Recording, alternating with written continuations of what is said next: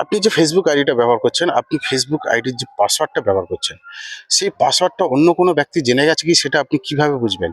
আপনার পাসওয়ার্ড অন্য কোনো ব্যক্তি ব্যবহার করছে কিনা সেটা আপনি কিভাবে বুঝবেন? আজকে আপনাদেরকে এই ছোট্ট একটা ভিডিওর মাধ্যমে বোঝানোর চেষ্টা করব যে আপনার পাসওয়ার্ড যদি কেউ জেনে যায় বা আপনার পাসওয়ার্ড যদি কেউ চেঞ্জ করে থাকে, তাহলে সেটা আপনারা বুঝবেন কিভাবে?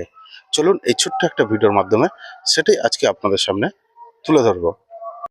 দেখুন, আপনারা ফেসবুকের পাসওয়ার্ড যে ডেটে চেঞ্জ করেছিলেন সেই ডেটটা আপনারা নোট করে রাখবেন।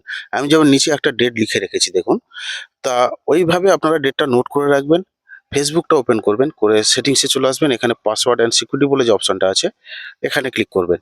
এখানে ক্লিক করার পরে তারপর আবার দেখুন নিচে পাসওয়ার্ড অ্যান্ড সিকিউরিটি অপশন পাবেন, ওখানে ক্লিক করবেন।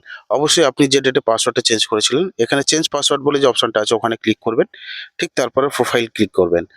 অবশ্যই আপনারা যে ডেটে পাসওয়ার্ড চেঞ্জ করেছিলেন সেই ডেটটার সঙ্গে এখানে যে ডেটটা আছে, এখানে দেখছেন যে ডেটটা, ওই ডেটটা মিলছে কিনা দেখবেন। এই ডেটের সঙ্গে যদি আপনার ওই নোট করা ডেটটা মিলে যায়, তাহলে কিন্তু আপনি মনে করবেন আপনার পাসওয়ার্ড কেউ চেঞ্জ করেনি, কেউ জানতে পারেনি।